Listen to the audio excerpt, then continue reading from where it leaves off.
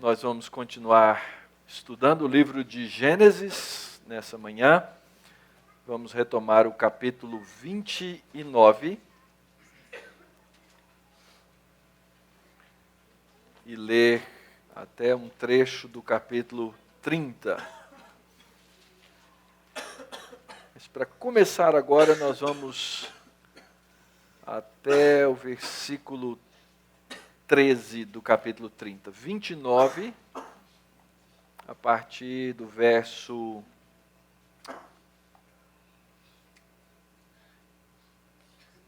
25, ou melhor, 31. A partir do verso 31 até o verso 13 do capítulo 30.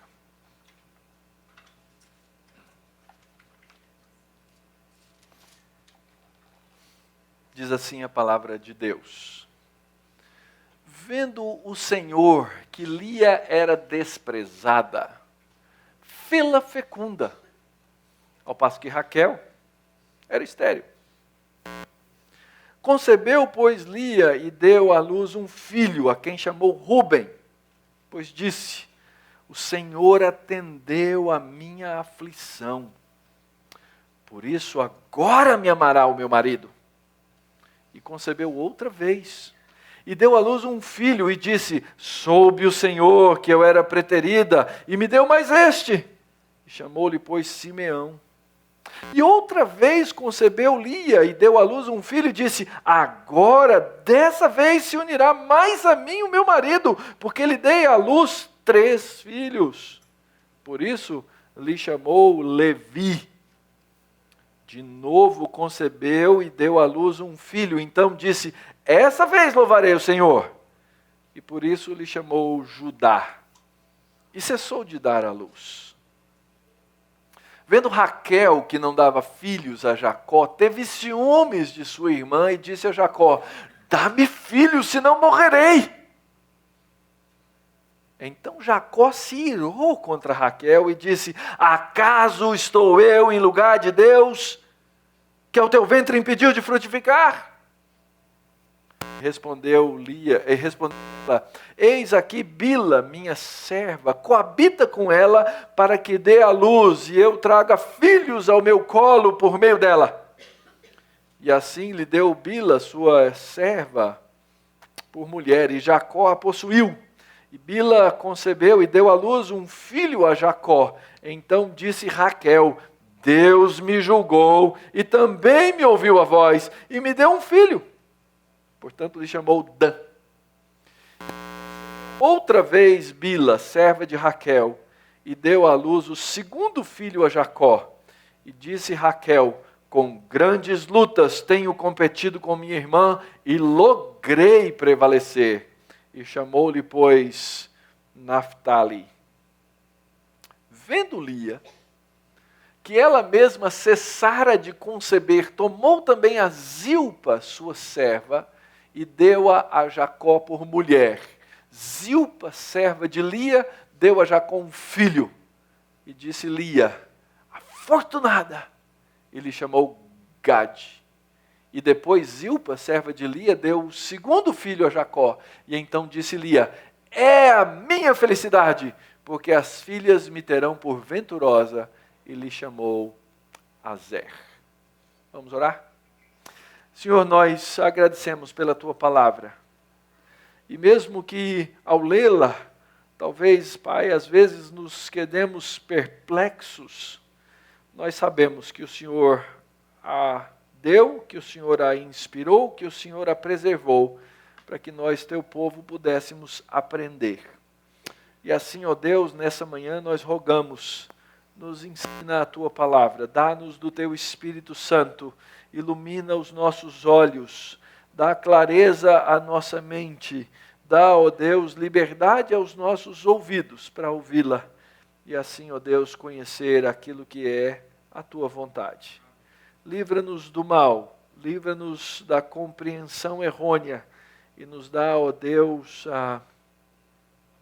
ter um coração contrito na tua presença nessa hora. É a oração que nós fazemos no nome de Jesus, o teu Filho, nosso Senhor. Amém.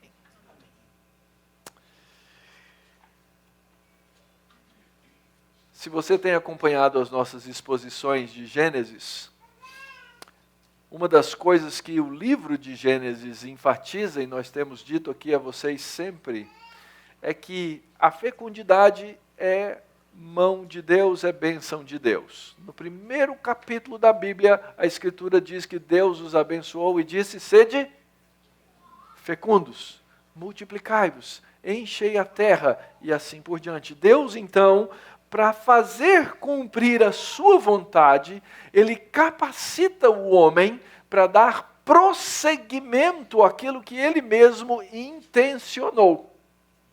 Então Deus dá ao homem e à mulher a capacidade de ter filhos e ordena ao mesmo tempo que eles encham a terra com esses filhos. A grande pergunta é para quê? E a resposta bíblica, ela é, de certa forma, muito simples. Deus, tendo criado o homem à sua imagem, conforme a sua semelhança, quer que essa imagem e semelhança dele se espalhe por toda a terra. Fruto da sua bondade, porque sendo Deus bondoso e tendo comunicado a capacidade de bondade ao homem, queria que a sua bondade fosse manifesta por meio daqueles que ele criou. Isso é o que nós chamamos de o grande evento da criação na Escritura. Porém, sabemos que na sequência dessa grande história, o homem rebelou-se contra Deus. Deu várias evidências da sua rebeldia e, ao fazê-lo, macula a imagem que ele tem de Deus. É o que nós chamamos na teologia de a queda.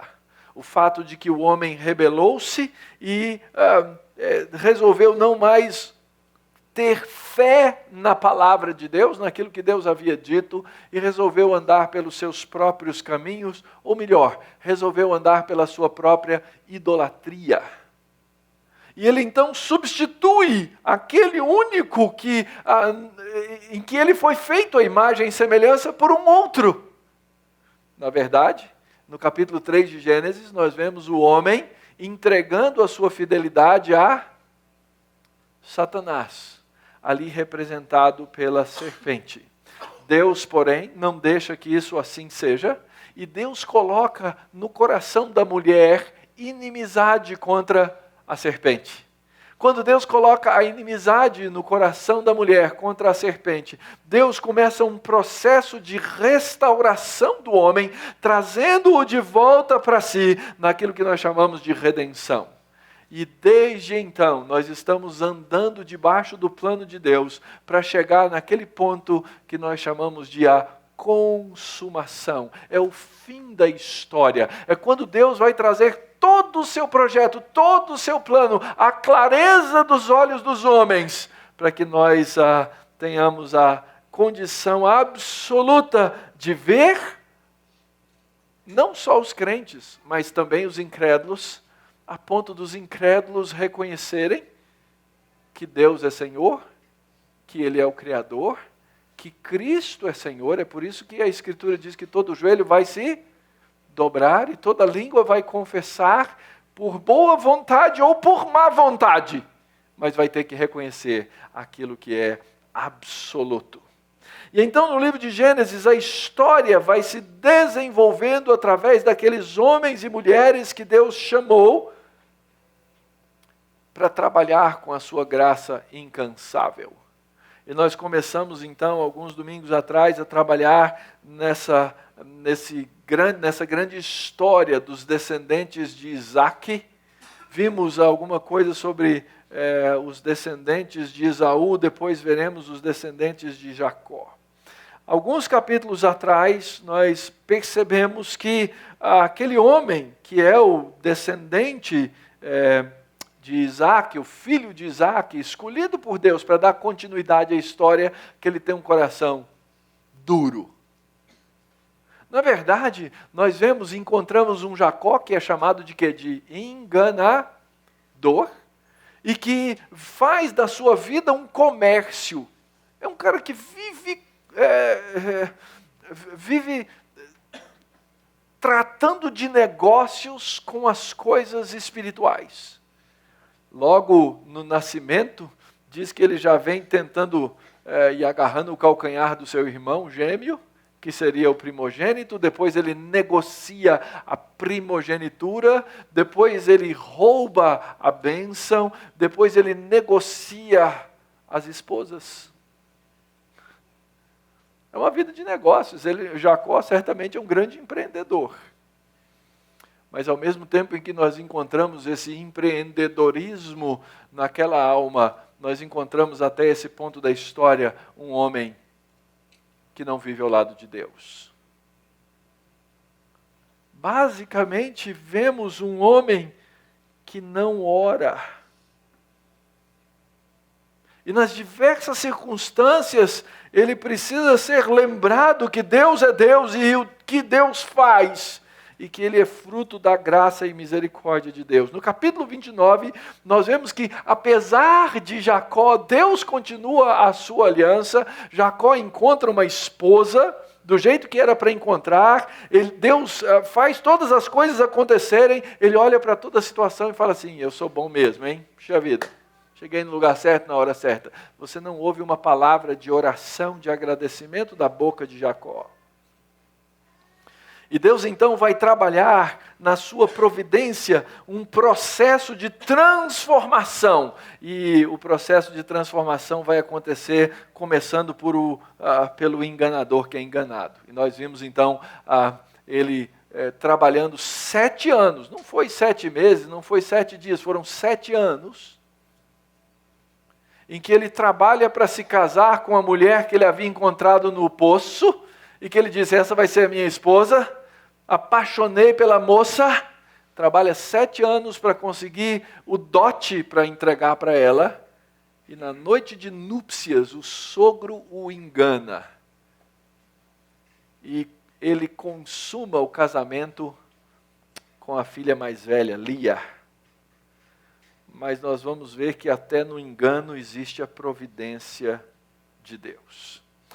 A Bíblia, queridos, ela não fala dos personagens dela para que a gente fique fazendo avaliação e análise psicológica deles. A gente podia sentar e tentar fazer psicologia em cima da Bíblia, mas a Bíblia não nos ensina assim.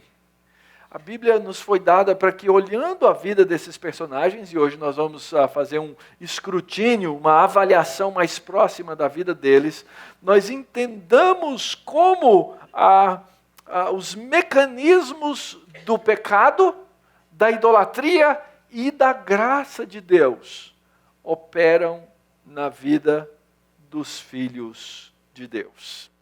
E a primeira coisa, então, que quero levantar nessa manhã com vocês é como nós temos a capacidade de transformar aquilo que Deus nos dá, que é bom ou que pode ser bom, puro e agradável, em uma coisa ruim. E eu chamei essa primeira parte em que nós lemos a respeito de Lia como submissão na forma de idolatria. Submissão na forma de idolatria. Pastor, o que o senhor quer dizer com isso? Veja bem, eu disse no comecinho, Deus disse para o homem: encham a terra. Espalhem a minha imagem e semelhança pela terra. Legal, temos que fazer isso. Deus dá ao homem essa missão e dá a mulher como uma auxiliadora idônea para o homem. Não é isso que a Bíblia ensina? Então a esposa se ajunta ao marido no cumprimento dessa missão, que é uma missão dada por Deus de encher a terra. Ora, como é que você faz isso? Tendo filhos. Então ter filhos é uma boa coisa. Ter filhos é uma expectativa. Os casais se casam e têm expectativa de ter filhos. Nem sempre, né? Nem sempre. Nós temos que avaliar o nosso coração nessas expectativas. o que é que Deus quer, o que é que Deus orienta, o que é que Deus diz para nós na sua palavra. Mas o fato é que Deus nos dá essa missão e essa submissão, que é ter filhos, torna-se nesse episódio um ato de idolatria. Olha só, o verso 31 que nós já lemos diz assim: vendo o Senhor que Lia era desprezada, fê-la fecunda. Primeira coisa, a gente vê a misericórdia de Deus. O narrador sabe o que se passa na situação da vida de Lia. E na verdade essa palavra aqui é uma palavra forte, não é só um desprezinho não. É quase que um descaso absoluto, quase ódio. Vendo Deus a situação daquela mulher, Deus a faz fecunda. Lembre-se, eu tenho dito a vocês, a fecundidade não é um processo meramente natural. A fecundidade, a vida, é algo que Deus dá. E o texto diz, Raquel era estéril. Lembrem-se, Raquel era a esposa amada. E Lia era aquela que foi goela abaixo naquela negociação, naquele contrato de casamento. E aí então, a Lia concebe. E nós precisamos lembrar uma coisa. Toda essa história que nós vamos ler, aqui até o verso 25 do nosso capítulo, ela acontece em 7 anos. Houve uma guerra dos filhos, nós vamos ver na próxima parte. Ela concebe, dá à luz a um filho, e ela diz, um filho! Esse é o significado do nome Rubem. Tive um filho. E ela estava celebrando provavelmente o fato de que ela tinha tido um filho antes da outra, que era a esposa amada.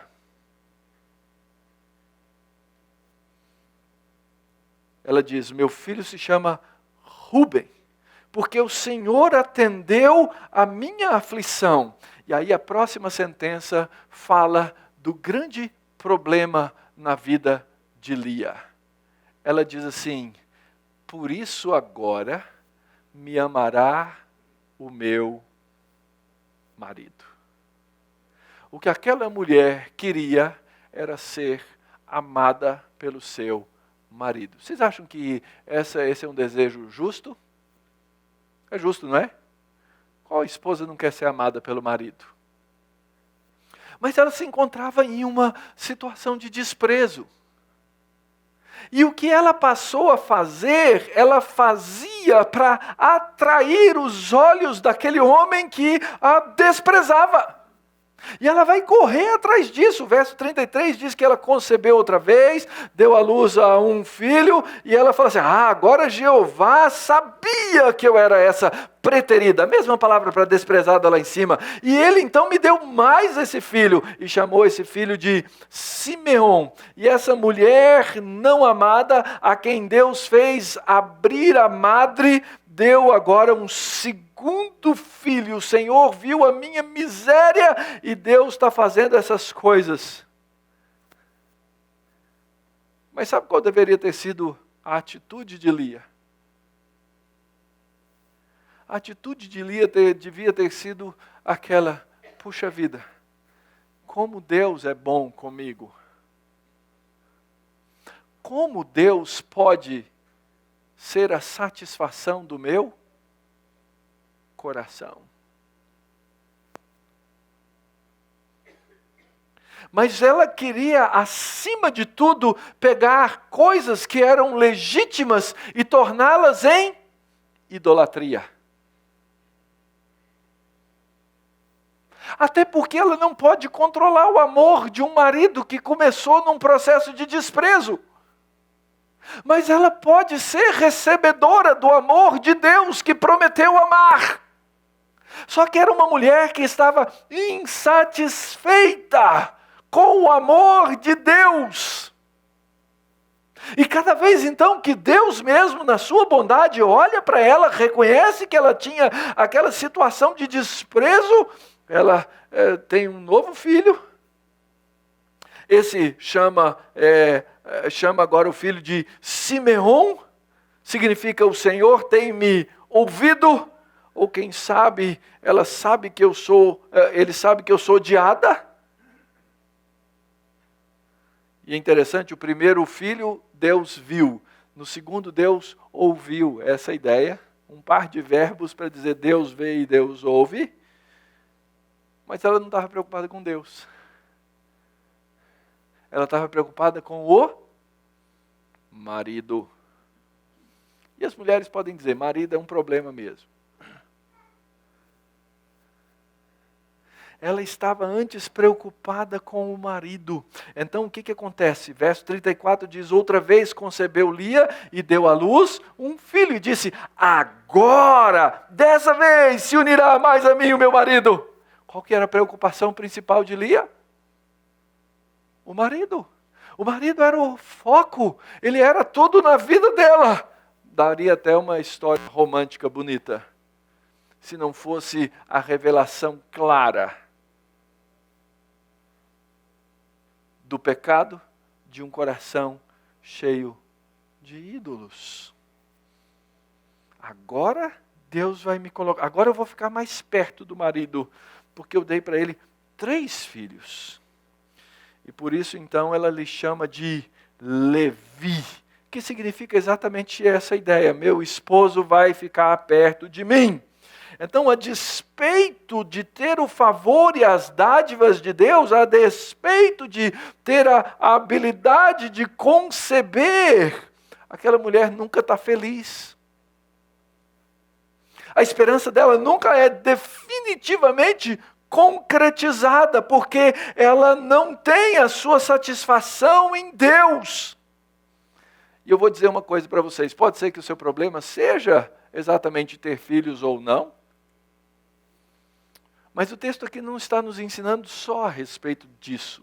Ele está nos ensinando aqui a respeito do nosso grande problema de idolatria do coração e dos ídolos com os quais nós queremos encher a nossa vida e que nunca vão nos dar satisfação.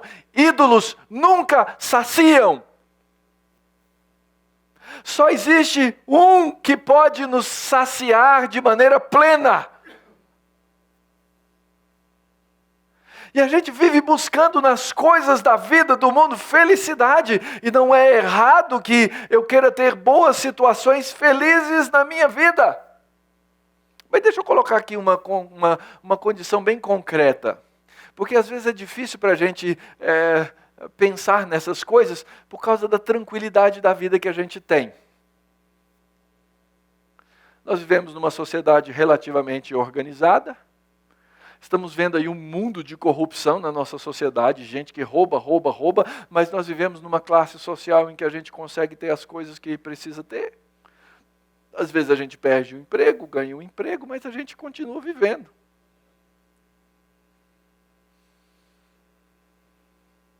Então a gente olha para Deus e diz assim, Deus, como o Senhor é bom, como o Senhor cuida de nós. Primeira coisa que você precisa lembrar, tem gente que não vive dessa maneira, que é crente.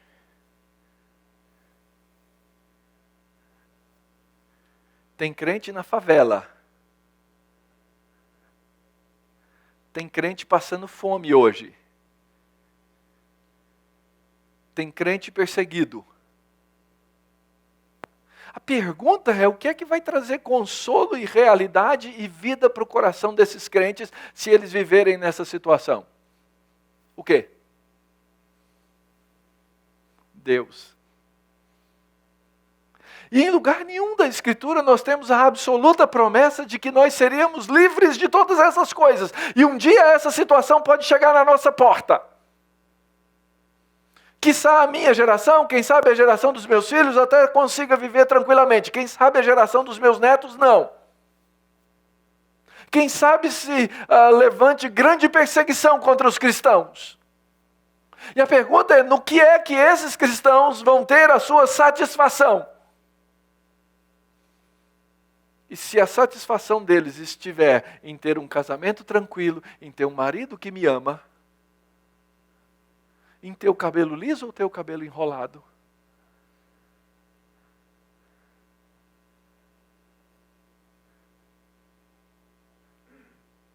Como é que nós vivemos? Como viveremos? Percebem, queridos? Em qualquer situação, a nossa satisfação tem que ser Deus. Porque ídolo nenhum vai te deixar feliz.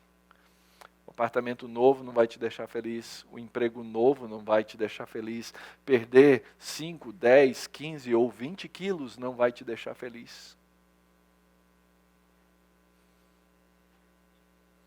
Só que muitas vezes na vida essas coisas se tornam os nossos ídolos. Nós achamos, olha, se eu chegar até esse ponto eu vou ser feliz. E você chega lá e descobre que não é. E Deus é bom até nisso. Porque os ídolos, eles sempre nos cobram alguma coisa a mais. Os ídolos não conhecem graça. Os ídolos não conhecem misericórdia. Os ídolos não conhecem verdadeiro amor. Eles sempre vão te tomar mais coisas. Não importa o que você faça como objeto de idolatria na sua vida, você sempre será cobrado. No caso dessa mulher, o amor do marido e não a graça de Deus seriam a sua satisfação. E assim chamou Levi. E verso 35 diz assim: de novo concebeu e deu à luz um filho e disse, essa vez eu vou louvar a Deus. Até agora, acho que não merecia só 3, mas no quarto, quem sabe eu louvo a Deus. E por isso lhe chamou Judá. E Deus, no meio daquele período, enquanto ela ficava grávida, uma vez atrás da outra, lembram-se, são 7 anos. Ela para de engravidar. E o texto diz que ela cessou de dar à luz. Aí não sabe por quê, mas como no começo do texto diz que foi Deus quem permitiu que ela desse, a gente pode imaginar que Deus agora faz com que ela não dê mais à luz. Outra razão pode ser que Jacó tenha interrompido a sua obrigação conjugal. Ela era feliz com Jacó porque ela dava filhos. Agora Jacó falou, bom, já tenho 4 mesmo. Tá bom. Mas a gente vai ver que essa guerra não para, ou melhor, que essa guerra contra o ídolo, ela se intensifica. A segunda parte do texto vai ter o seu foco, nós já lemos, em Raquel. Lembra? A história de Lia e a de Raquel são concomitantes, elas não é uma coisa depois da outra, estão acontecendo ao mesmo tempo. Vendo Raquel que Lia já estava grávida e ela não estava grávida, quem sabe já tivesse dado um filho e ela ainda não tinha ficado grávida, o que é que gera, o que é que faz com que essa mulher se mova? O texto diz assim, ela não dava filhos a Jacó e ela teve ciúmes. Ela teve ciúmes da sua irmã, ela não conseguia se alegrar com seus sobrinhos. Ela olhava e pensava assim, Deus deve gostar dela, mas não gosta de mim. Agora, o marido gostava de quem? O marido gostava dela. O marido amava a Raquel. Ela tinha o amor do marido e não tinha filhos. A outra tinha filhos e não tinha o amor do marido. E ambas são infelizes, porque ambas estão buscando a sua satisfação e a sua alegria naquilo que não pode nos dar absoluta alegria.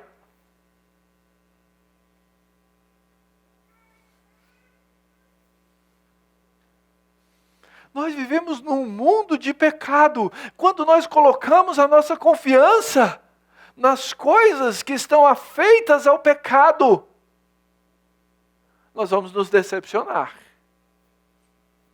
Pode ser uma mulher que tenha um grande amor do marido hoje e esse marido no futuro venha traída.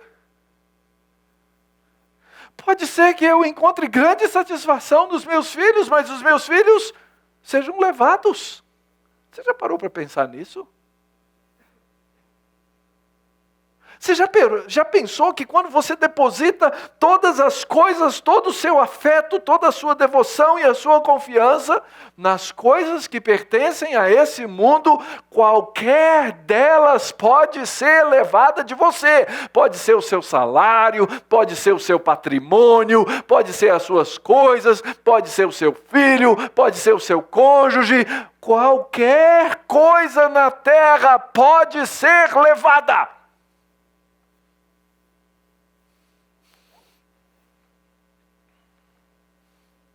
Raquel tinha o amor do marido e não tinha filhos. Um dia, ela acorda nervosa, vira-se para o marido Jacó e diz o seguinte: dá-me filhos, senão eu morro. Não acredito que ela estava dizendo que ia morrer literalmente.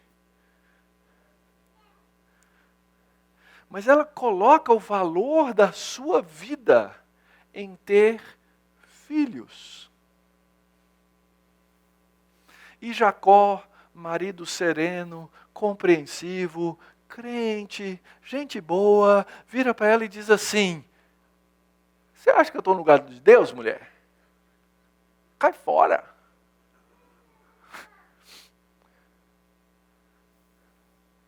Aliás, o texto diz que Jacó se irou. Ele cumpriu o papel oposto daquele que ele foi chamado para cumprir como marido. E da mesma forma como na primeira parte do texto, Deus se compadece de Lia, o marido aqui deveria se compadecer da sua esposa e trabalhar com ela. Ensiná-la a enxergar a graça de Deus em todas as coisas. Quem sabe até mesmo trazer o consolo através das palavras e dizer: querida, desde o começo, você sabe que eu te amo. Mas tragicamente esse homem, que devia ser um espelho de Deus na vida da sua esposa, é um homem que não ora, é um homem que se ira, é um homem fortão. Lembra lá no episódio anterior, removeu a pedra do poço. Esse homem tem que satisfazer uma mulher. Não. Maridos,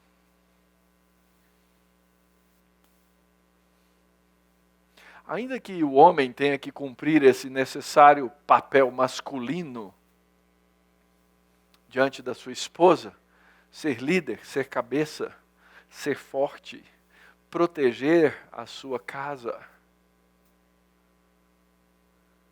sobretudo o que Deus requer de você é que você seja o pastor da sua esposa. É que você cuide, é que você de fato ame. Mas esse Jacó agora era um homem acabado. Aliás, ele foi motivo de pilhéria, de graça, quando ele foi enganado pelo sogro. E agora que as esposas estão aqui nessa luta, buscando bênção divina, ele devia ser a bênção. Mas esse Jacó, sabe o que ele virou? Ele virou um garanhão reprodutor. Elas tinham interesse no sêmen, e é isso. Dá-me filhos, senão eu morro. E o narrador então nos fala desse estado pobre em todos os sentidos da vida de Jacó.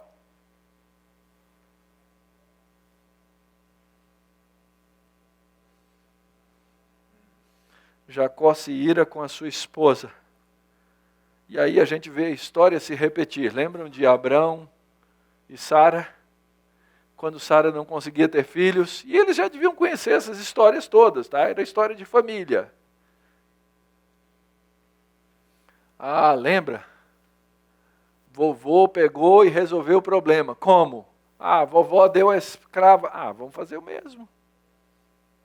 E o texto diz aqui, a esposa toma a iniciativa e fala, está aqui Bila, minha serva. Aliás, vão aparecer duas servas. Elas não têm, elas são mera mercadoria, são ventre de aluguel. Não tem nada mais a respeito delas.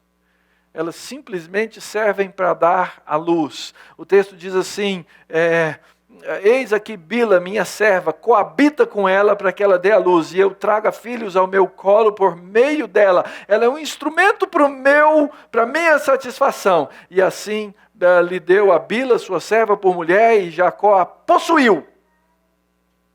Essa expressão é usada aí como assim, ele a usou mesmo. Você vai servir só para isso. E ela concebe, dá à luz a um filho, a Jacó. E aí então Raquel fala assim, agora Deus está do meu lado, hein?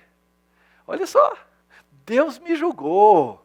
E, aquela mulher lá fica tendo filho só para me humilhar, mas não é assim não. Meus ciúmes valem muito. Deus me julgou, ouviu também a minha voz, me deu um filho.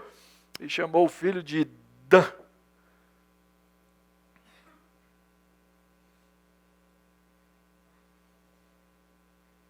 E esse filho,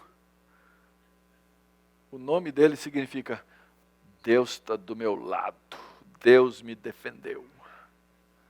Percebem como também Deus é usado nessa história? Viram que os primeiros nomes dos filhos de Lia, todos eles faziam referência ao nome de Deus? E agora de novo, Deus me julgou. Ele ouviu minha voz, me deu um filho. E de novo, Bila, serva de Raquel, dá outro filho a Jacó. E Raquel olha e diz, com grandes lutas tenho competido com a minha irmã e eu logrei prevalecer. E agora ela chama então esse filho de Naphtali, que significa eu tenho lutado. Eu tenho lutado. E o resultado que ela vê para ela é o troféu. E não era de se pensar então, ok, a primeira teve 4 filhos, deve estar satisfeita. A segunda agora teve os filhos, ela mesma teve a ideia, toma aqui minha escrava, Bila, tem os filhos, deve estar satisfeita. Mas os ídolos, eles nunca satisfazem, queridos. A nossa idolatria, ela não tem fim. A motivação dessa mulher foi ciúmes, inveja, competição. As suas razões são de autojustificação. Irmãos, como a gente faz isso na nossa vida, não faz não?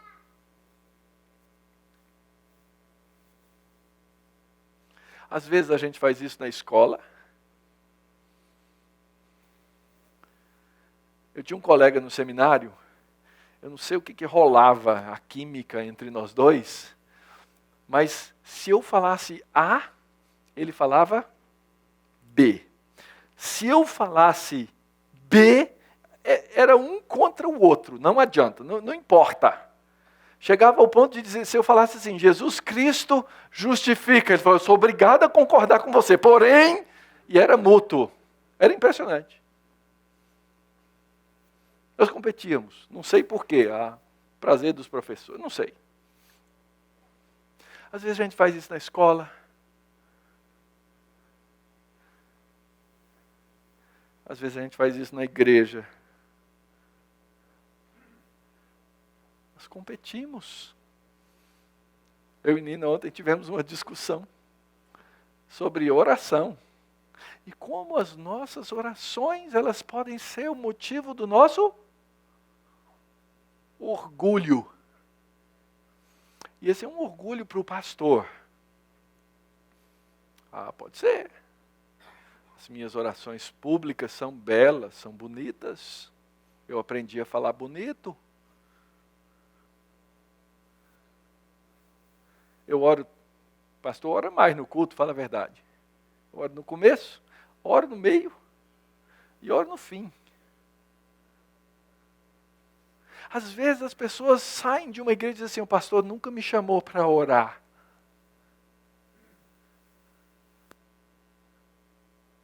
Já parou para pensar nisso? quem que toca melhor esse teclado? Vamos falar a verdade. E a gente começa a competir. E é lógico que desse pessoal que canta aqui, o melhor quem é? Ainda que eu seja desafinado. Nós temos essa tendência de competir pelas coisas na vida da igreja. De competir por atenção. As pessoas me dão atenção, as pessoas não me dão atenção. As pessoas querem palco. Eu já vi muito crente sair de igreja exatamente com essa perspectiva. Lá naquela igreja não me deram o palco. Não me deram a atenção. Não me deram o espaço. Então eu vou para outro lugar porque eu vou ser uma grande bênção no outro lugar. Eu vou levar todo o meu orgulho para lá.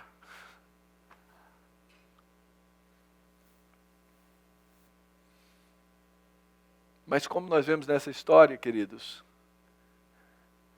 às vezes nós fazemos isso dentro da nossa casa.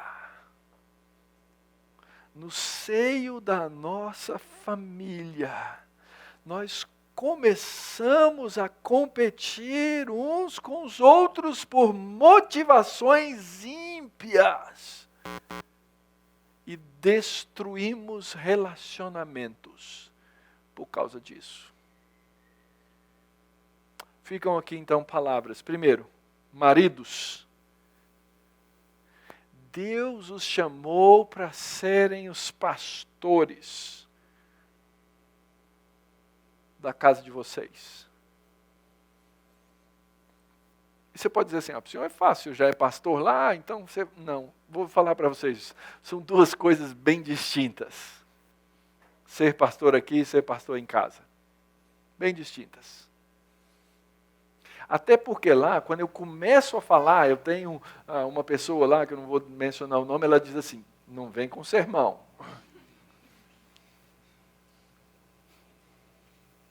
Porque eu tenho essa tendência de assumir um púlpito lá e começar a pregar para todo mundo, nas conversas íntimas.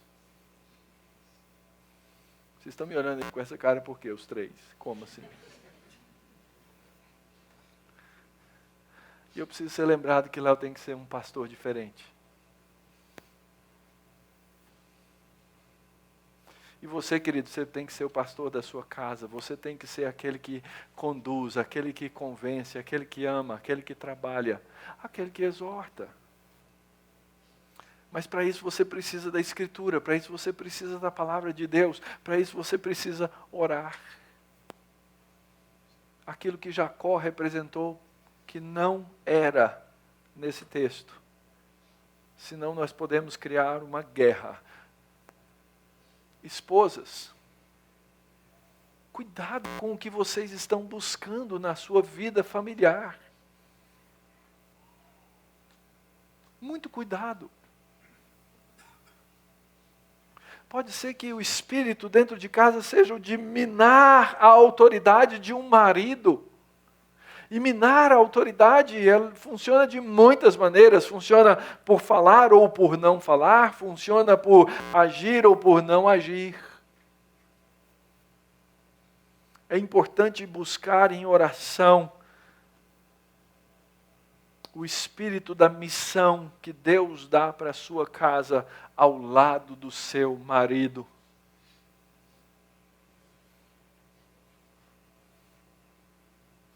E às vezes, tanto o marido quanto esposas tendem a comprar a idolatria do outro em nome do amor. Já viram essa situação? Então vamos supor que esse marido quer tanto isso na vida. Ele almeja tanto que a esposa diz assim, eu vou ser sua auxiliadora na sua idolatria. E vice-versa. Eu vou ser o seu auxiliador na sua idolatria. Porque eu vejo aqui, minha esposa nunca está satisfeita, ela nunca está feliz, então porque ela nunca está feliz e satisfeita, eu vou agora trabalhar para satisfazer a idolatria dela. E aqui não tem uma guerra dos filhos, mas a mesma lição serve para os filhos. Aliás, mais tarde, essa guerra dos pais, ela vai se mostrar claramente na guerra entre os filhos. vai ser triste. Vai ser muito triste. Sejam sábios. Um lar sem líder gera guerras. E então o mesmo episódio continua e diz que Lia viu ela mesma cessar de conceber, tomou a Zilpa, ela viu na outra, falou, a outra fez, deu certo, vou fazer a mesma coisa, deu a Jacó por mulher, Zilpa, serva de Lia, deu a Jacó um filho. E disse Lia, agora eu sou afortunada. Porque ela entrou na guerra dos ciúmes. Deu o segundo filho a Jacó, então disse Lia, ele é a minha felicidade. Ou a filha que ela teve. Sabe por quê? Porque as mulheres vão olhar para mim e dizer assim, puxa vida, eu queria ser igual a essa mulher. E aí então, o primeiro se chama Gade, boa fortuna, e o segundo se chama Azer, as mulheres me chamarão de feliz. Lia começou a ser movida, lembra, no começo ela começou desprezada, e agora ela é movida pelo mesmo ciúmes de Raquel. Ela continua competindo. E a história então, agora nós vamos continuar a ler, ela caminha para nos mostrar que os ídolos não saciam.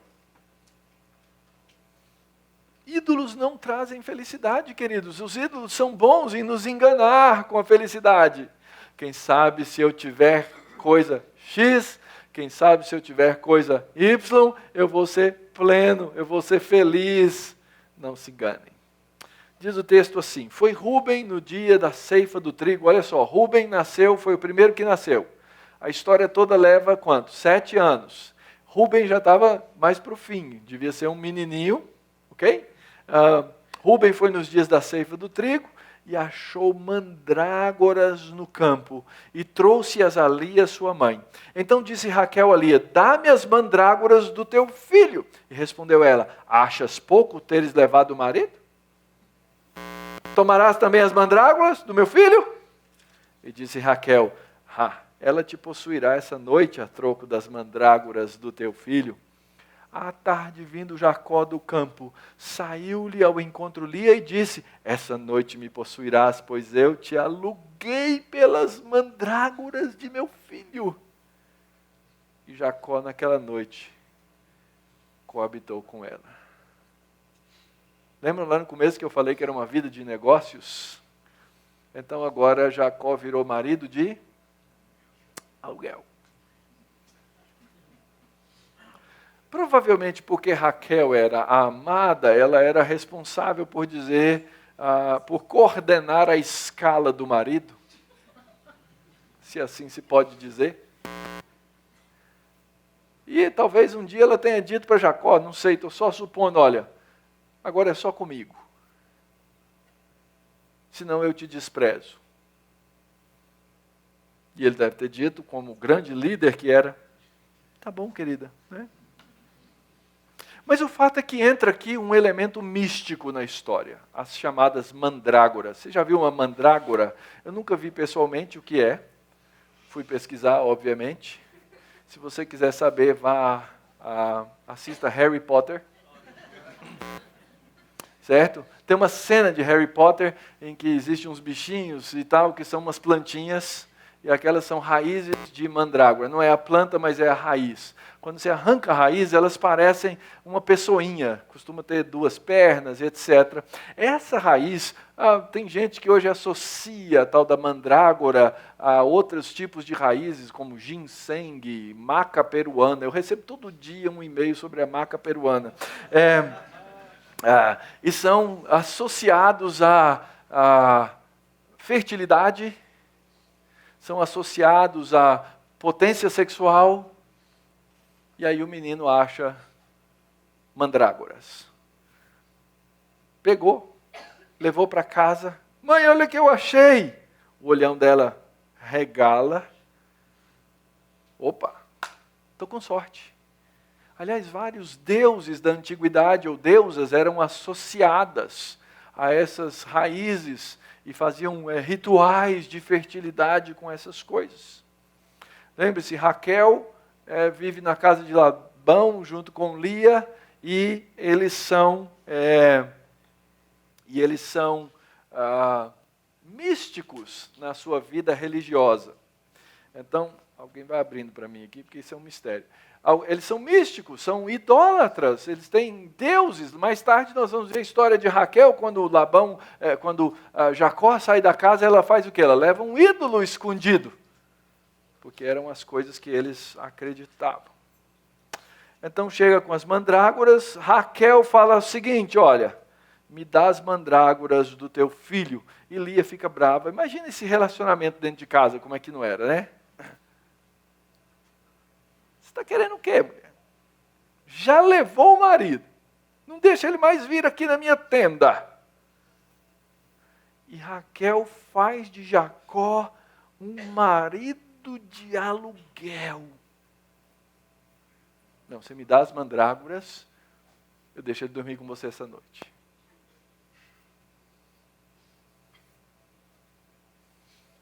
Bizarra a história, né? Mas é bem o que aconteceu. E Raquel esperava então ter filhos, por causa daquela mágica, por causa daquele misticismo. Ela não confia em Deus. E mais, ela entrega o marido.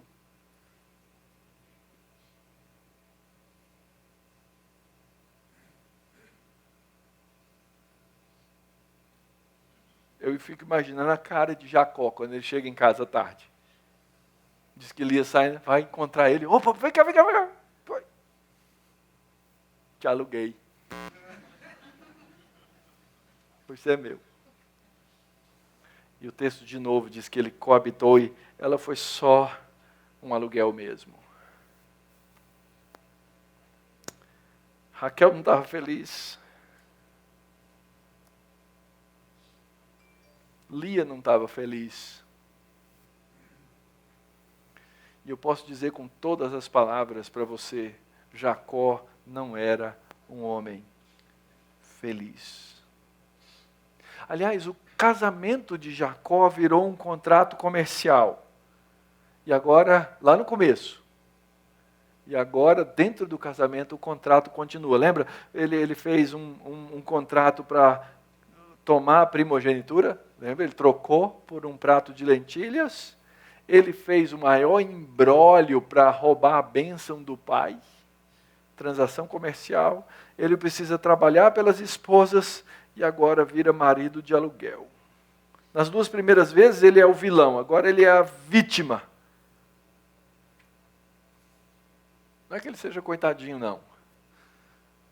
Mas o fato é que nós não vamos encontrar em momento nenhum na história um saciar da idolatria. E assim termina o texto. Ouviu Deus Lia. Lembra? Raquel pede as mandrágoras para ela ser mãe. Lembra o que ela tinha dito lá no começo? Se me dá filho, senão eu morro. E quem é que tem filhos? Lia. Ouviu Deus a Lia, ela concebeu e deu à luz o 5º filho. Então disse Lia, agora Deus me recompensou. Porque eu dei a minha serva ao meu marido dei a minha serva ao meu marido e chamou-lhe de Issacar. E aí vem a história dos nomes de novo. Deus me ouviu porque eu aluguei o meu marido. Lia, tendo concebido outra vez, deu a Jacó o 6º filho. E disse, Deus me concedeu excelente dote. Dessa vez, meu marido fica comigo, porque eu lhe dei 6 filhos. E chama o filho de Zebulon, que significa, Deus me deu uma dádiva, um presente. Verso 21, depois disso deu à luz uma filha e chamou-a de Diná.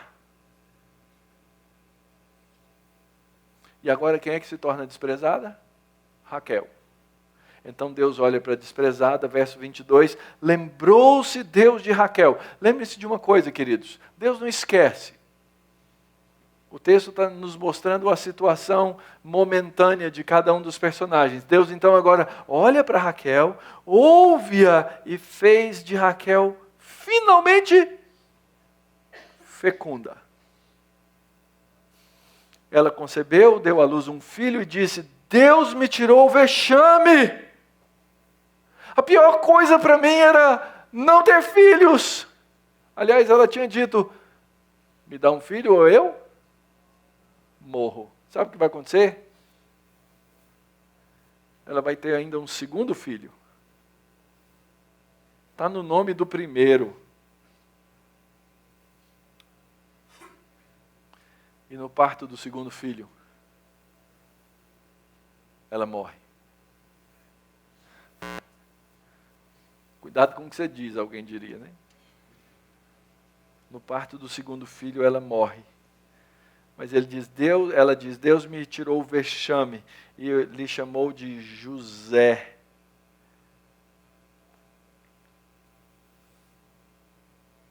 Deus tirou a minha humilhação. Deus arrancou. E o nome José é uma esperança. Que Deus me acrescente ainda um outro filho. Que vai nascer só vários capítulos depois, quando a gente chegar lá no capítulo 35. E é interessante, a palavra Deus tirou é a palavra Asaf. E o nome que ela usa para o filho é Yosef. Faz um jogo de palavras na esperança de ter um outro.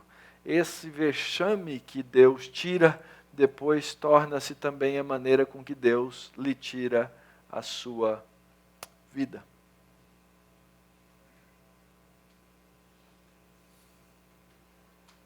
Ídolos não saciam. E aí, pastor, o que o senhor faz dessa história todinha agora? O que nós podemos fazer diante dela? Primeira coisa que a gente aprende, queridos, é que esse texto nos fala de uma série de relações que são confusas.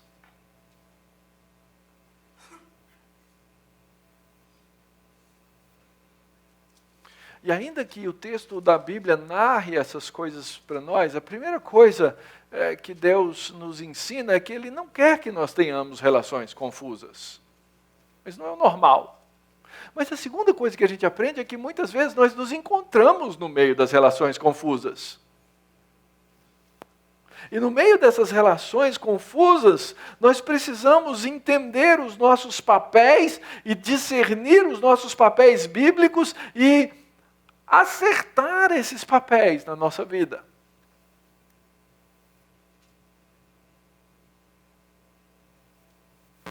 A Bíblia é muito clara em mostrar que o marido tem um papel dentro de casa.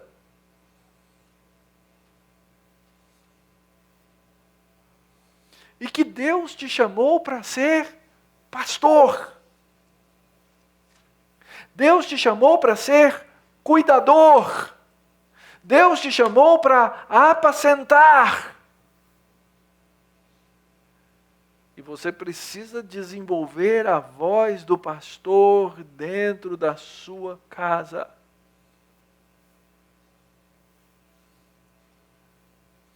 Você tem que ser aquele que abençoa a sua esposa no cumprimento do papel dela. Você não foi chamado para ser um gerente doméstico com um chicote na mão.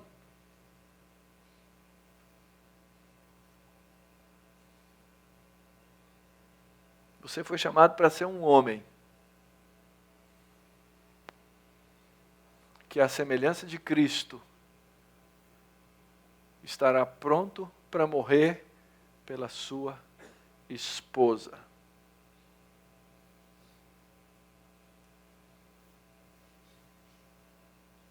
E essa é a minha pergunta para você. Foi para isso que você foi chamado. Esposa, o seu papel desde a criação foi ser de uma auxiliadora idônea. E depois da queda, o que acontece com todos nós, homem e mulher, é sempre querer assumir o papel do outro. Porque na queda nós tentamos assumir o papel de Deus. Então nosso coração se torna confuso. Esposa, ajude o seu marido a ser seu pastor.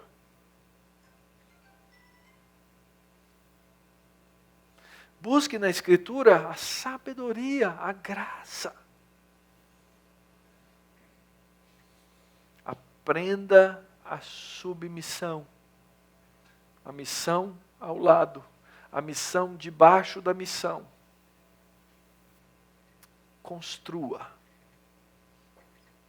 Cuidado, nós aprendemos nessa história que a vida pode se tornar uma grande relação comercial. Cuidado para não alugar seu marido, nem que seja para você mesmo. Cuidado para não alugar sua esposa, nem que seja para você mesmo. Não faça da sua vida uma relação mera de trocas. Eu fiz isso, então você faz isso. Eu fiz aquilo, então você faz aquele outro. Eu fiz aquele outro, então você faz aquele outro. É lógico que a gente quer buscar equilíbrio nos pratos da balança do dia a dia, nas coisas que nós fazemos. Mas não faça da sua vida uma relação de troca. Porque se Deus nos trabalhar ou nos tratar numa relação de troca, nós vamos perder. E Deus quer que você seja um instrumento da graça. Isso vale para o marido, isso vale para a esposa, isso vale para os filhos, isso vale para os irmãos. Terceiro lugar, Deus usa até a nossa tolice, gente. Nasceram nesses 7 anos 11 filhos e uma filha. E era de se esperar que, puxa vida, da esposa amada, Raquel, foi escolhida, viessem os personagens principais da nossa história bíblica, né? Deus inverte as coisas todas para nos humilhar.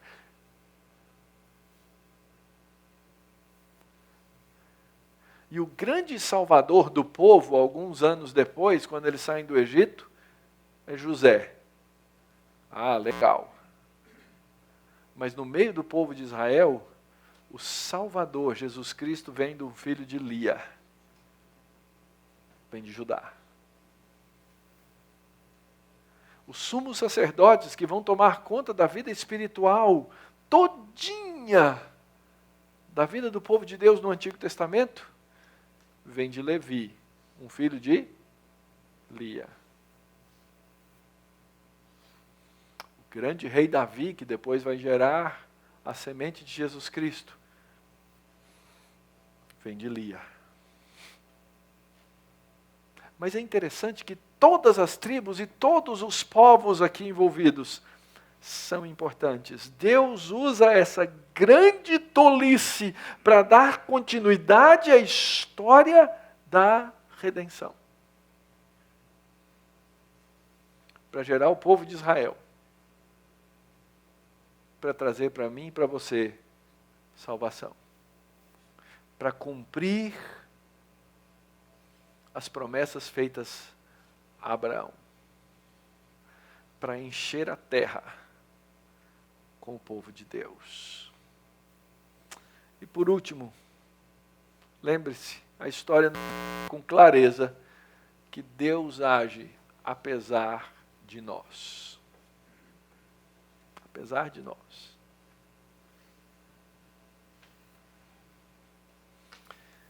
E eu quero chamar você, hoje nós vamos participar da ceia do Senhor. Que é esse grande momento, essa grande representação, esse grande retrato da graça de Deus sobre nossas vidas. E a Escritura diz que para nos aproximar dessa mesa, nós temos que nos examinar. Então o exame que eu quero chamar você hoje a fazer é o exame das suas idolatrias. Quais são os seus ídolos? O que te deixa triste, infeliz, insatisfeito? O que faz você chorar tem certos dias?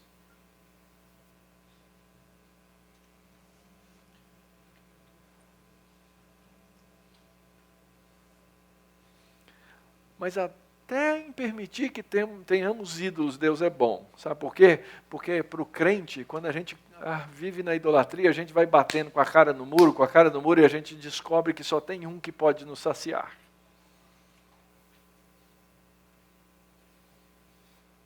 Porque você não vai encontrar satisfação em mais nada. Pode ser que você encontre uma alegria aqui e outra ali, mas se você pegar a satisfação que você encontrou e transformar num ídolo, esse ídolo vai te cobrar. E aqui está a oportunidade de sermos completamente saciados. Cristo Jesus.